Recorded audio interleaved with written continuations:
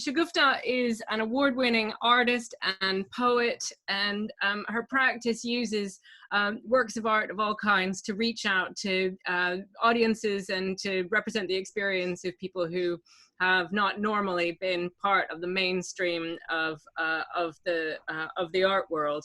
And she's been described, I think, with enviably, as a poet whose work leaves you validated but aching. Her narratives are important, heart-wrenching, and relatable.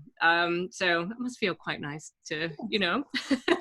I'm surprised Twitter can be such a nasty place, but obviously not in this instance. So you've made some new work for us, and I'm just going to hand over to you and thank you for sharing it. Yeah, okay. I'll just do a little bit of background about the work, because I was really torn between the Manet, the bar, and Cézanne, and it was spent weeks struggling between which one to choose. And I really wanted to go for the Manet because I saw the Manet painting every day of my life while I was at school, never thinking I would ever be involved in the arts industry or have gone to university, done art history, and been engaged with the Courtauld, who currently hold the Manet work. So I was really drawn towards that. But the Cézanne, there's something about his work that really is quite obsessively beautiful to me, and I wanted to really focus on him as an artist and his work and the journey around that, and some of my own sort of overlaps with Cézanne's work and spending a fair bit of time in south of France, particularly staying with a friend. So this is a piece I've written in response to a few of Cézanne's work. I mean, you could point out one or two pictures, but because he constantly reinterprets the same image again and again and again, you're never really talking about just the one image. You're talking about several images at one particular time. So I'm going to do a screen share so you can have a look at some of the images. There we go. Hopefully that should allow you to see the screen. And so it's Cézanne's mountain Sainte-Victoire with the large pine. Over and over and over again. Some would ascribe it to a madness.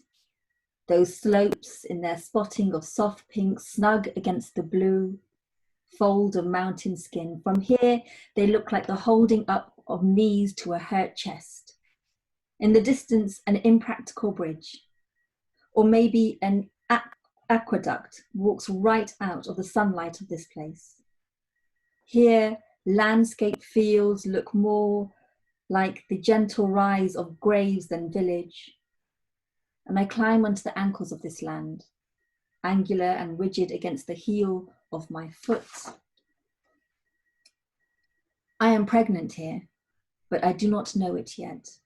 I still drink darkest of wines and creamy cheeses, unaware how life inside life will come unraveling like grey scree in hopeless hands.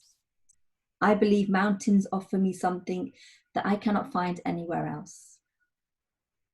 And I climb them in a madness that I hope the tip can rid me of, in an obsessive anticipation of whole new perspectives, this time framed by that virkshana of a pine tree, a lone pine tree, that is less a prayer and more the shying away from sky, a gentle placing of fingertips on the blue kiss of a mountain.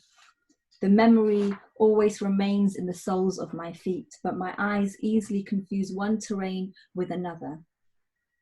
Maybe it was not Sainte-Victoire at all. In fact, I remember a white chapel at the top of this mountain, a wall, ready for the placing of candles, and crumbling gaps between stone offering itself up as a hope for prayers. But these days, I do not know where to begin with prayers. In fact, if I really think hard enough, if I can really pull my memory towards itself, back on itself, instead of letting them bleed into one another, maybe I really visited a chapel in Digne. Maybe it was not Sainte-Victoire at all. Maybe there was no pine tree there at all. Maybe there was no pine tree there at all, and only men sat at a table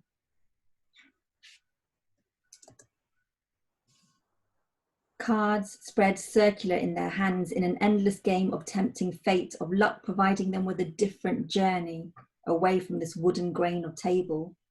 Shoulders hunched, I await the decisions I cannot seem to make for myself. Did you know that in one version of this painting there is a boy? A small face. I watch him, watching cards, his small face immersed in this game, dark hair set against wax skin, caught eyes down, forever waiting an outcome. He makes me think of you, although you are not here yet. He makes me think of all the things I am not ready for. Instead, I keep following the incline of what I should do. Cards are falling over my head, a mountain, a chapel, all the things that test you amongst the brittle crinkle of leaves in a wet forest. I am not divorced here either. Not yet. Here I am forced to stare at a blank page. What am I supposed to say to God? What message of myself do I leave behind on a mountain, an endless chain of mountains that I seem to find myself climbing? I have often told myself that I love the thrill of a mountain. I climb them in a madness that I hope the tip can rid me of, in an obsessive anticipation of whole new perspectives. This time, I was told that the Madonna would await me at the top of this particular mountain, the mother of all mothers. But this is not true either. On walking into a tearful of caves, the wrong Mary greets me. A painful figure curled over, my whole heart falls into her frame. She is not what they tell you it is going to be. Instead, angular in her resting, a clunky hand held up not in prayer, but a tired placing of fingertips on white kiss of stone. Even the raindrops fall irregular here.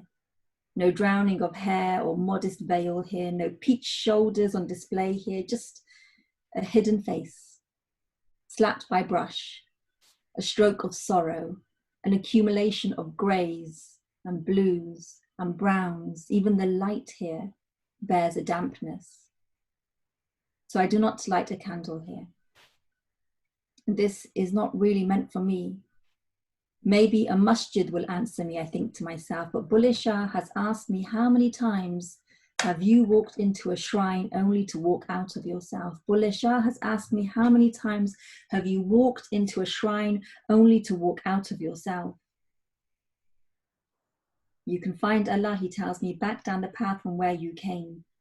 So I know I'm not going to find some faint ghost of myself in any building. Instead, there are these questions I hold within myself, which I alone am responsible for answering, but my cards are all blank. I am tongue-tied in my prayers. The ground before me raises itself and I am tired. I have yet to grow you. You have yet to become more than a thought. I am not quite fully a mother yet. That is yet to come. Although at the time I did not know what that could possibly look like, because I was stuck in a loop of fear and I needed to learn to step back and take in the whole of it. I need to learn to step back and know that this is just one small detail of it. I need to learn to step back, reframe that niyat in my prayer. I need to learn to step back. I need to learn to step back. Thank you.